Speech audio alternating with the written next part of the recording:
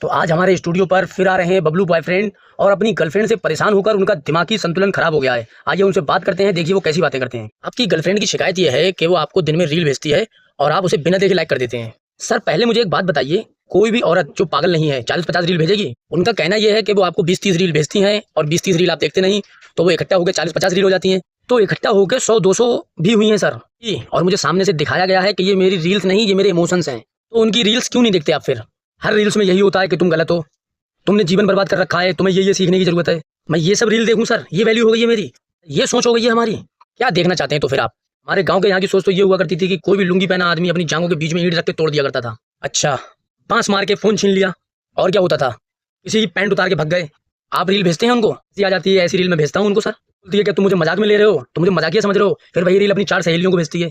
Single life की क्या वो बातें हैं जो आप अब मिस करते हैं? एक अलमारी थी जिसमें कपड़े न थे, और एक बिस्तर था जिसपे कपड़े ही कपड़े थे, और एक बिना पैसों का पर्स था, उसमें पैसे न थे। एक काली बेडशीट थी जो कभी सफेद हुआ करती थी, एक काम वाली बाई थी जो आती न थी, और एक ऐंठ थी जो जाती न थी। ओहो, एक दोस्त था जिसके साथ एक और दोस्त था।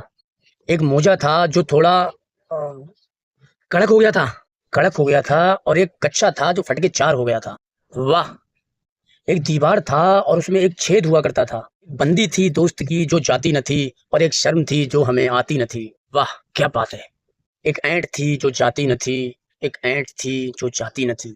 वाह, इमोशनल कर दिया आपने। तो अब आप अपने दोस्तों को मिस करते हैं? बहुत मिस करता हूँ अपने दोस्तों को। जो हमारी ट्रिप होती है साल में एक बार, इंतजार करता रहता हूँ कि कितनी बातें करूंगा उनसे। मैं बातें जो है लिख लेता हूँ डायरी में, ताकि मैं बातें भूल ना जाऊं। तो ये सारी बातें जो है व्हाट्सएप ग्रुप पे क्यों नहीं करते आप उनसे? नहीं, ग्रुप में रिप्लाई नहीं करते ना साहब वो।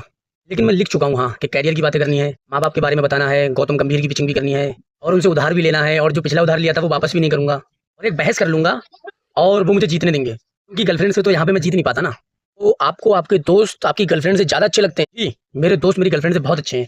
5 रुपए की अगर पेटीज खिला दूं तो मेरे दोस्त जिंदगी भर मेरी गुलामी करेंगे, वाली करेंगे मेरी कुत्तों की तरह। रिश्तेदारों का आंखों का इलाज करा देंगे सर 5 रुपए में। इतने अच्छे हैं मेरे दोस्त।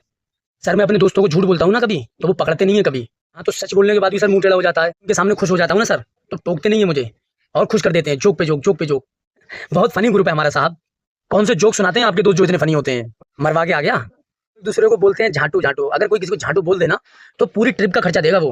अगर मैं किसी को बोल दूंगा झाटू तो पूरी ट्रिप का खर्चा वही देता है। इतना अच्छा हमारा ग्रुप है। मैं अपनी गर्लफ्रेंड का पूरा खर्चा भी कर दूं ना तो आज तक किसी ने मुझे जानू नहीं कहा है। ऊपर से बोलती है कुछ कर ले भाई।